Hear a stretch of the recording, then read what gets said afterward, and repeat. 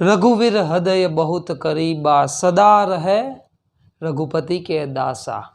जिसके पास से हम बहुत कुछ सीख सकते हैं, जो दुनिया के रोल मॉडल है, जो हम सभी के आइडल है।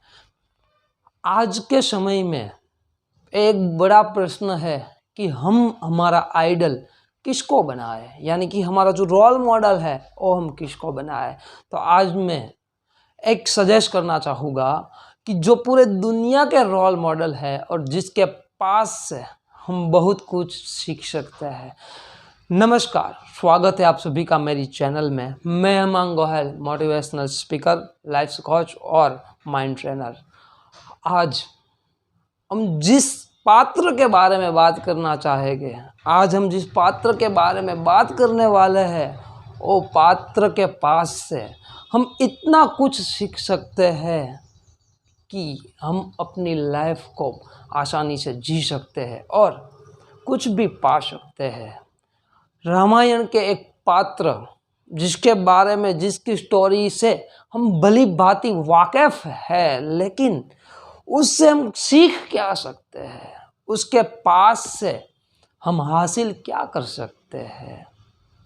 जो नहीं कोई कर पाया वो तुमने किया, अंजनी सुत नाम तुम्हारा।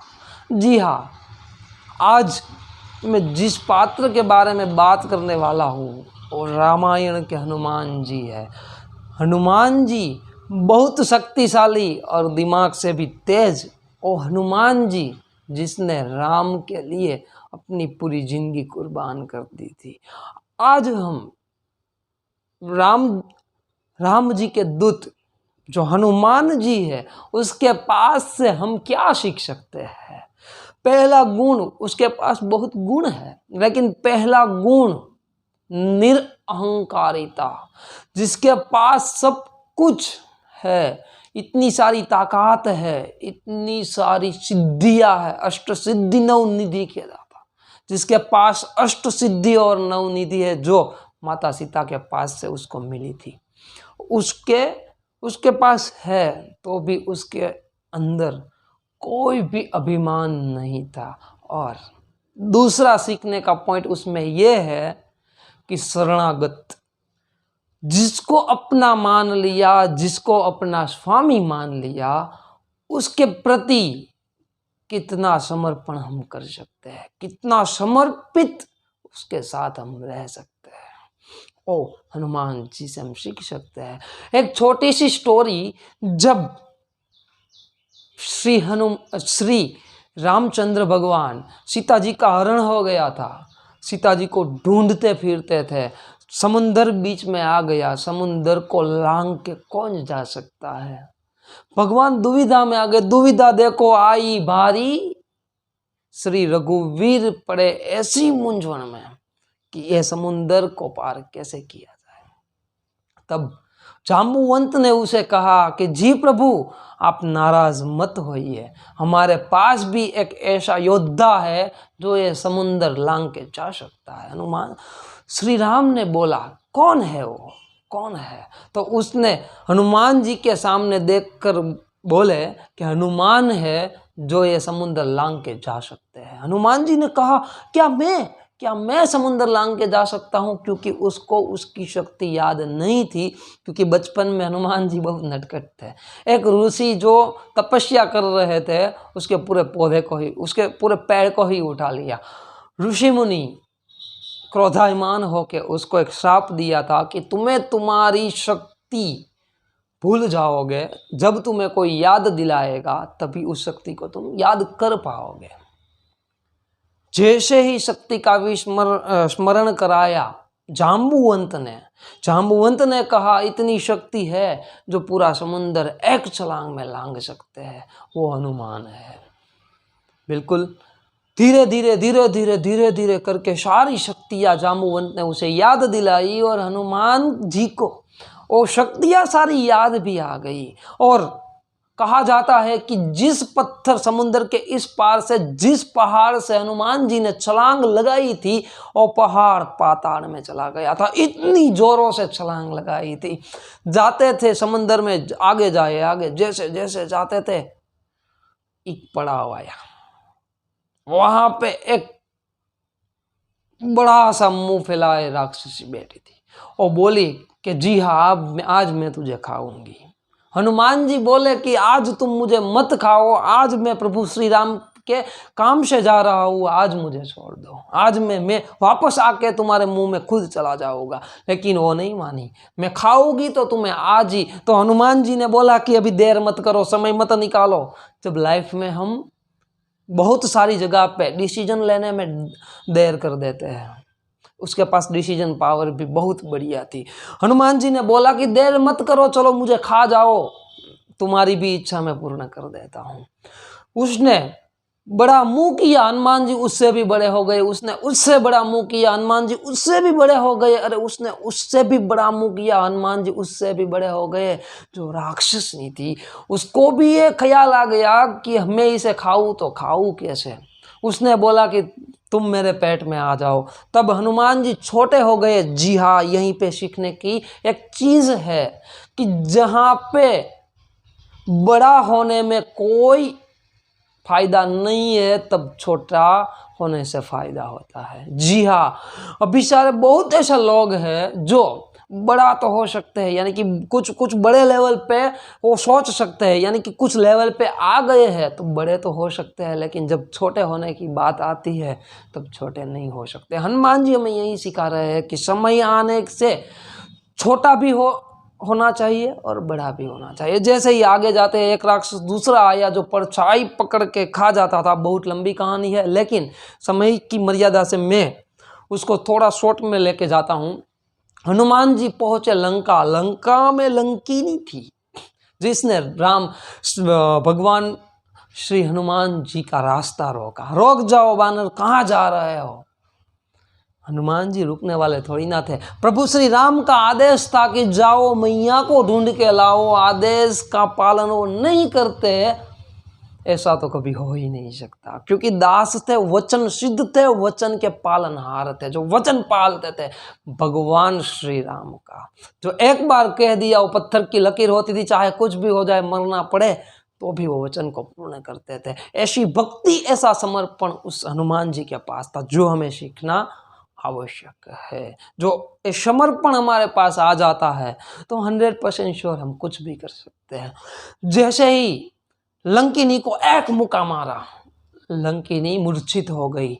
वापस से लंकिनी उठी तो लंकिनी ने श्री हनुमान के लिए दरवाजा खोल दिया। तब हनुमान जी ने पूछा कि लंकिनी, तुमने मेरे लिए दरवाजा क्यों खोल दिया। तब लंकिनी ने उसे कहा कि ब्रह्मा जी का वचन है कि जब किसी वानर की मार से तुम मूर्छित हो जाओ तब मानना रावण का पतन निश्चित है।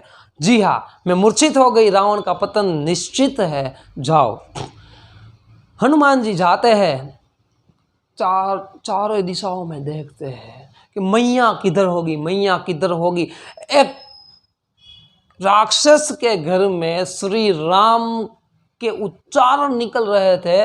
उसने जाकर वहां देखा कि इस लंका में कौन भगवान मेरे प्रभु का उच्चारण कर रहा है। जाकर देखा तो विभीषण था। उसने रास्ता बताया कि मैया सीता कहाँ है। अशोक वाटिका में जब हनुमान जी पहुंचे तो रावण सीता मैया को धमका रहा था और बहुत सारा कुछ कह रहा था, लेकिन भगवान यानी कि जो हनुमान जी है वहाँ चुपके से सहते रहे। एक बात यह है, अपमान सहना भी कोई उससे सीखे। उसके सामने अपमान हो रहा है, लेकिन समय की राह देखकर वो वहाँ बैठे रहे, इसीलिए क्योंकि भगवान श्री राम की आज्ञा नहीं थी कि रावण को मारना। राइट। जैसे ही रावण चला जाता है, प्रभु की जो मुद्रिका है और नीचे डालते हैं, नीचे फेंकते ही मैया अश्रुसित और आश्चर्यचकित हो जाती है। ये तो मेरे प्रभु की मुद्रिका है। प्रभु मुद्रिका मैले मुखमाई, जल्दी नाई गए अचरज नाई। प्रभु की मुद्रिका देखकर सीता मैया अचरज में आ गई कि मेरी प्रभु की मुद्रिका इधर कहाँ से आई। मेरे स्वामी की मुद्रा इधर यहाँ पे कौन लेके आया। जैसे ही मुद्रा आती है, हनुमान जी नीचे आते हैं। जी मैया, मैं हूँ दास रघुवीर का। नीचे आते हैं, फिर से सीता मैया उसे पूछते हैं कि तुम कौन हो। वापस से हनुमान जी अपना परिचय देके कहते हैं, मैं हूं हनुमान रघुवीर का दास, मैं प्रभु श्री राम का दास हूं, मैं श्री रघुवीर का दास हूं। बोला सीता मैया ने उसको बोला कि जब जंगल में मेरे पैर में एक कौवा मेरे पैर में आकर सिर्फ चोंच मारी थी, तब श्री राम ने उसे एक लात मार के तीनों लोग पहुंचा दिया था। तो आज रावण मुझको कितने टाइम से इधर रखे बैठा है, भगवान क्यों नहीं आ रहे हैं, भगवान क्यों नहीं आ रहे हैं।